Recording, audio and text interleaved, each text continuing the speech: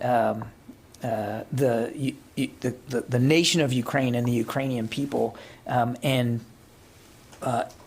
every time you think they just can't fall to a new low, they prove you wrong. Yeah, Travis. Thanks, John.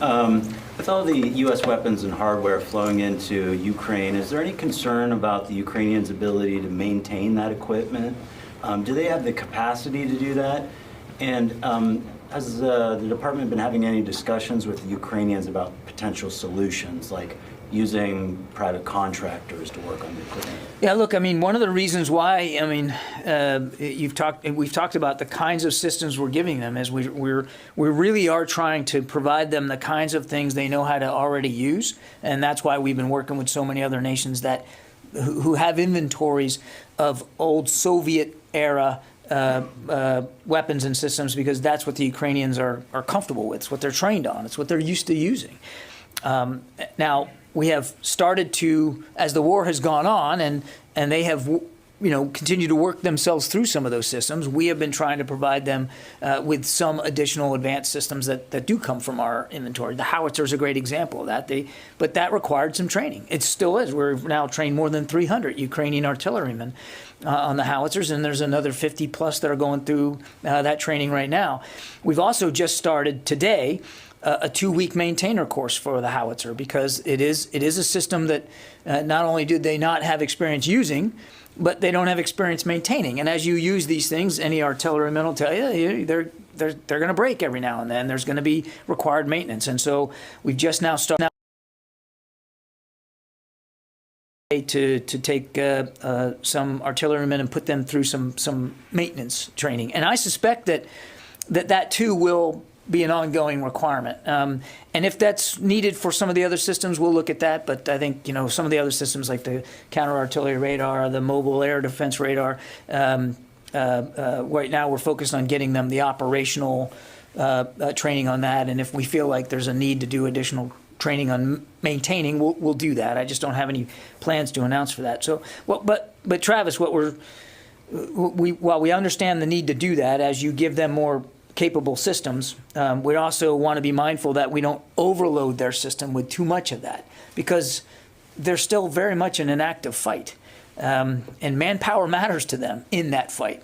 So it's a balance. You want to make sure that they can use the material, that they can keep it up and maintain it, but you don't want to put such an onerous requirement on them that it distracts them too much from the fight at hand. So, again, this is another reason why we're staying in touch with Minister Reznikov to have that kind of conversation to make sure that we're striking the best balance in that regard. I think that's the concern. There's so much moving in that they might not have the capacity. So is the sense that this new training program that for maintainers that you're putting together will fill that need, or do you anticipate that there's going to be additional need that they're going to have to figure out some way? I think it's too soon to know. But what I can tell you is that we're going to stay open-minded here, and if there's a need for additional training, if there's a need for other systems that could use some maintenance support, to include the provision of spare parts, because we can't expect that the Ukrainians are going to necessarily have all the spare parts for these things, then we're going to do that. In fact, we have already, the howitzers are a great example. I mean, as part of the shipment of the actual pieces, the artillery tubes, we have already started to flow in spare parts, the kinds of parts that are the ones that that you need the most when you're using them in combat. So we're going to stay open-minded on that. Yeah. On $100 million left, is it just $100 million left out of the $3.8 billion of drawdown authorities, or can you just clarify what did you mean by $100 million left out of the authorities that we had been granted by Congress? We have about $100 million left. And then the rest of it have been used in procurement of arms and ammunition? Well, we're talking about drawdown authority only, and so that's why the president asked, as part of this $33 billion supplemental that's on the Hill right now, $5 billion of it is just for additional presidential drawdown authority. $6 billion is to be used in the Ukraine Security Assistance Initiative. So that's where that $6 billion would be, where we would go out and buy the material specifically with the purpose specifically to send it into Ukraine. The drawdown authority allows us to go get it off our shelves. We already own it. It's already ours, and get it right to Ukraine. So we have about 100 million left in terms of what we haven't announced. We think, and again, this is an estimate, but third week of this month, by the third week of the month, we expect to utilize all of that.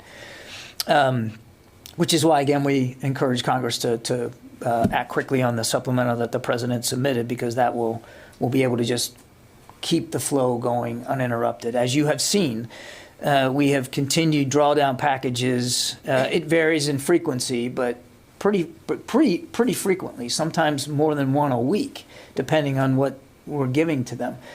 So obviously time is of the essence. We want to be able to, we'd like to be in a situation where there's no interruption to that ability to draw down out of our own stocks.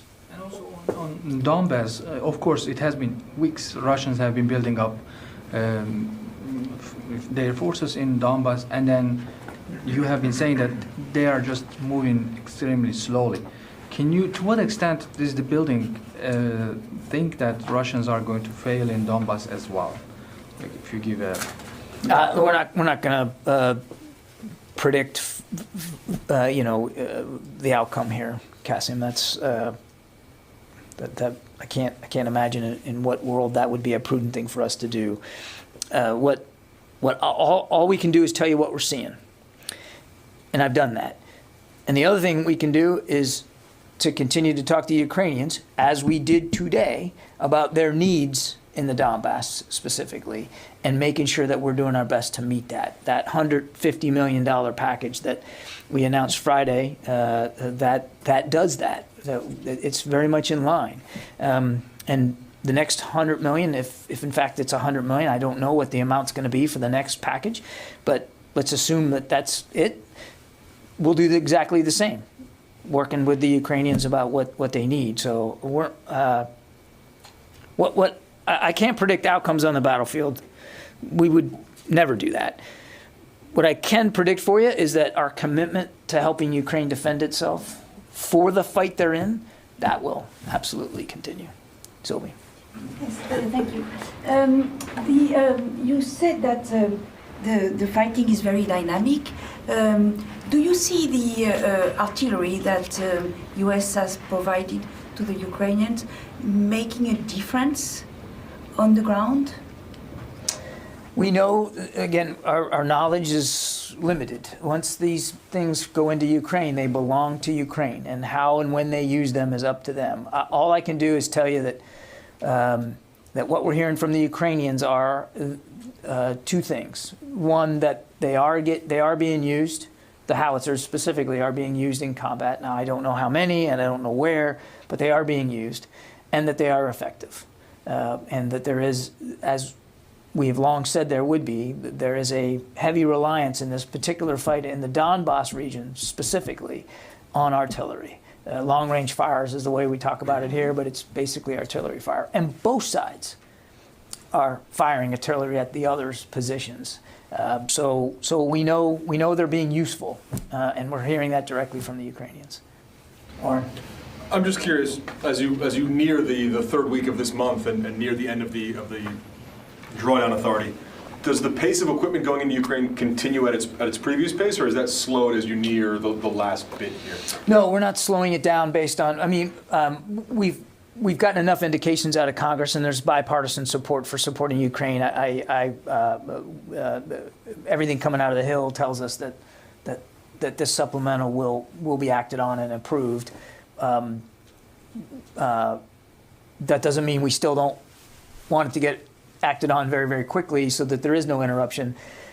But as for the pace, it's going to the same speed as it was before. I mean, there are still, multiple flights a day heading into the region, into transshipment sites outside of Ukraine, not just from the United States, but from other nations as well. And there's still a daily movement on the ground of that material inside Ukraine. Now, that's still happening at pace. Now, again, we're always adjusting I can't say the same number of shipments get into Ukraine on any given day. You have to adjust it based on the security environment and the threat, and also the absorption rate of the Ukrainians and how much can they, how much they're in a fight. So you don't want to throw the kitchen sink at them every day when they haven't, figured out a place to put everything or where they're gonna move it to.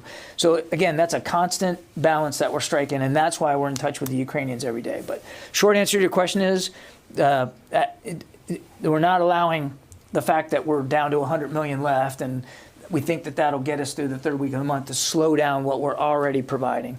And we want to have a little flexibility with what we've got left to make sure that it more discreetly, meets their needs. So we know there's not much left in this current set of authorities. So we want to use it smartly, and we want to make sure that as we work that next package, that it's again lockstep with what their requirements are. David, do you have a plan for what you would do if the legislation isn't enacted by the third week? Well, we still have some, as you heard from Mr. LaPlante, we still have some money in terms of USAI, the Security Assistance Initiative, to go purchase things to provide them. But we're working closely with Congress on this. And again, we've seen no indication that this is going to be an issue. I mean, every indication we're hearing, including from Speaker Pelosi just yesterday, is that Congress will act on this. Does that Lend-Lease legislation make it possible to send stuff without any money from Congress? I think I'll let the president speak for this, and I think there'll be more. He'll have more to say on this later today. I don't want to get ahead of the president. I would just say that any support that we get from Congress, and Congress has been very supportive, but any additional support we get from Congress in terms of security assistance to Ukraine is welcome, and we'll work inside that. Gordon? Yeah, I just want to go back to this stalemate, not stalemate, a little bit. A few weeks ago, 3-4 weeks ago, there was a lot of energy behind the idea that those weeks that we're now in, after the Russians retrenched and focused on the east, was a do or die moment, and that it was critical to seeing how well they would do. There does not, despite the incrementalism and the dynamic battlefield, there does not seem to be those kinds of objectives overtaken. Are you guys at all even surprised by the lack of that momentum now? Forgetting whatever happens on the battlefield, but are you surprised with the lack of momentum that they've achieved thus far? And what do you think that means either way? The lack of momentum by the Russians. Correct. I wouldn't say there's surprise. I mean, we're watching this unfold in real time, same as you, Gordon. In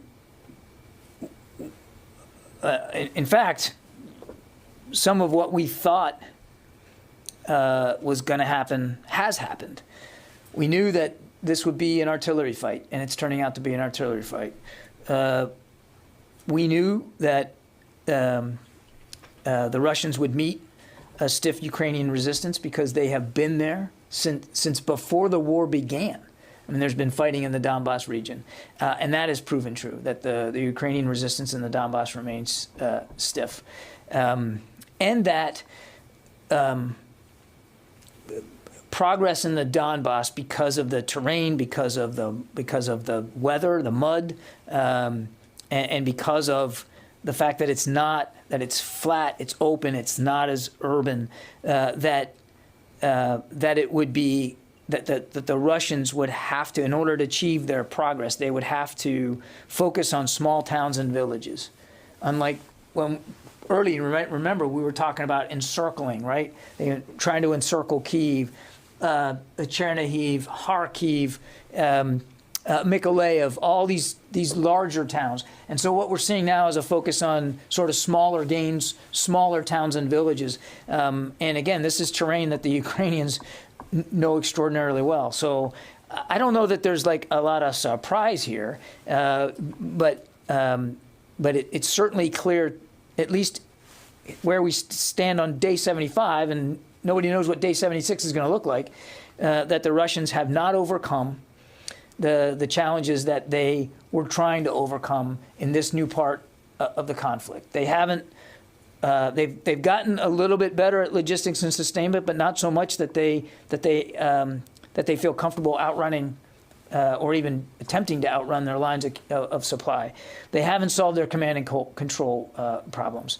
They have submitted, now they've put in the fight more than 90 battalion tactical groups, but it's not clear exactly what the operational effectiveness is of all those, because so many of them have been depleted because of the previous fighting.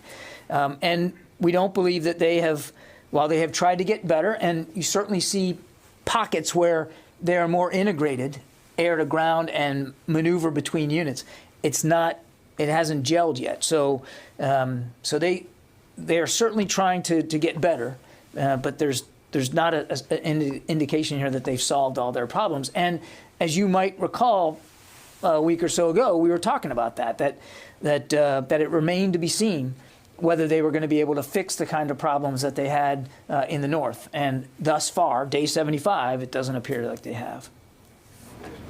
Rio. Okay, thank you. I want to ask you about South Korea. The new administration will come into office tomorrow. That they are strongly interested in reinforcing deterrence against North Korea. Is the U.S. willing to discuss bigger military exercises, more U.S. assets on the Korean Peninsula with the new administration? I won't get ahead of discussions that haven't happened. We look forward to working with the new government in South Korea, as we do with every new administration there. South Korea remains a key ally. We're always going to look for ways to make the alliance better and more capable, and I'll leave it there. We'll see where the discussions go. A separate question on North Korea. The U.S. publicly said that North Korea could be ready to conduct a nuclear test as early as this month. So generally speaking, you are reluctant to talk about the intelligence matters in public. So what effect do you expect by disclosing the intelligence on nuclear test? Do you expect it works as a deterrence against North Korea? We're doing that because we are a responsible nation that prioritizes the reduction of strategic risks. And we believe firmly that the international community must speak with a unified voice to oppose further development of such weapons by the North. So we're doing it because it's the responsible thing to do. Mike. John, speaking of artillery. Oh, man. Why don't you just come up and give this part of the briefing? Okay, I will. Go ahead. Ukraine has specifically asked for SP howitzers like the 109 because it'll provide them with more mobility on the battlefield and a level of ballistic protection that you won't get on an M777. France is sending over a dozen of their wheeled howitzers, the Caesar. The Netherlands, Belgium, and Italy have all agreed to either send over the M109s themselves or the German PZH 2000 SP howitzer. My question is, the U.S. has more M109s than any country in the world. Why is the administration dragging its feet on sending these weapon systems to Ukraine? And they need them now. Well, they want them now. I would take issue that we're dragging our feet on anything, Mike. I mean, no nation has done more to support Ukraine's security needs in the United States. No nation. I mean, in just the drawdown authorities we've used already, we've provided to Ukraine almost the equivalent of their entire defense budget for 2021. So I take issue with the idea that we're dragging our feet. What we are doing, including today in the call with Minister Reznikov, is talking to the Ukrainians at the senior levels all the way down to the staff level about what they need and what we can provide them. And it's not just the United States, as you well noted. Other nations are providing systems as well. So I'm not going to get inside the conversations we're having with the Ukrainians on privately about their needs, but I think the proof is in what we're announcing every day about how seriously we're taking their requirements. Louis. There's been talk about how the incremental progress in the East has been due to the stiff Ukrainian resistance. There's also... And some of the problems they've had with their own logistics and sustainment, command and control, integration. I mean, it's a combination. It's a combination, right? But there's also a big rush to try to get those howitzers in very, very quickly. And Almost all of them are in. Yeah. Can you comment on what effect the howitzers have had as part of that combined effort? Again, all I can do is tell you what we're hearing from the Ukrainians. Again, we don't track each tube and where it's at and how many rounds it's firing on any given day. It belongs to Ukraine when it goes in there, and they use it as they see fit. We know, as my answer to Sylvia, we know that they're getting in and they're actually being used in combat. We know that. You heard the Secretary testify to that last week. And what we're hearing from the Ukrainians are they're very useful and they're grateful for them, and that they are having an impact because they're additive to their own artillery pieces. I mean, all told, the 90 that we're providing us, provides them 5 to 7 battalions worth of howitzers. That's not insignificant. But I don't have, I couldn't give you a GPS coordinate for each one and exactly how many rounds it's firing and what it's hitting. But the indications we're getting from the Ukrainians are they're in combat and they're being effective. And more broadly, Louis, if you just take a step back and, back to Idris's question about stalemate and what's going on. I mean, if you just take a look at what's going on, the fighting over these small towns and villages, some of them trading hands over the course of just a couple of days, you can see. I've seen some of the overhead imagery. You can see how active an artillery fight this really is. I mean, it is, back to Gordon's question, I mean, it is exactly like we thought it was going to be, like the Ukrainians thought it was going to be, very dependent on long-range fires. And both sides are applying artillery in this fight. Do you think that this moment that Gordon described, the pivotal 2 weeks and the rush to get him in there in time, that it has borne fruition on I certainly wouldn't speak for the Ukrainians. I think it's better for them to speak to their assessment of how they're doing and how much, more specifically, how much the Western aid has helped. But again, our indications from talking to them is that it has been incredibly critical to their ability to continue to defend themselves in the Donbass, particularly the howitzers and the rounds that go with them, because it is so reliant on long-range fires. But it's not just that. I mean, the counter-artillery radars that they're going to be able to use will help them defend against Russian artillery. UASs will help give them eyes and longer-range strike capability. It's not just, we're talking a lot about howitzers today, which I never thought I'd be able to do with any semblance of knowledge. Thank you, Mike. But it's not just that. And again, what the feedback we're getting is that these things, all these things, but particularly the artillery support, is making a difference. Yeah, Christina. Given the deterioration, sort of again in Hong Kong, the democratic systems there that are just kind of slowly being taken away, do you see any sort of, or would you like to address some of the changes that might engender in the security situation in the region? Well, I missed. Well, in Hong Kong, we've had a recent change in the way the governorship is going to be handled. I think that's a better question put to Ned Price over at the State Department. I think I'll refrain from that. Have you seen any change in the security situation, or do you anticipate that in the region? I am not aware of any security situation that's different. Joe Gould. Hey, John, thanks for taking my question. Want to ask you on the Phoenix Ghost, now that this cohort of Ukrainian troops has wrapped up training, can you tell us where that training took place? And now that we know Phoenix Ghost stemmed from an Air Force program, can you tell us if the trainers were with the U.S. Air Force?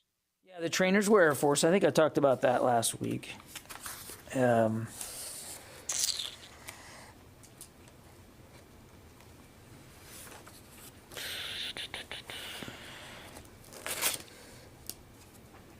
The training, the week-long training for Phoenix Ghost took place at Ramstein. And it wrapped up, it just wrapped up, I think yesterday. Okay, I'm going to have to call it there. Thanks very much. We'll talk to you guys tomorrow.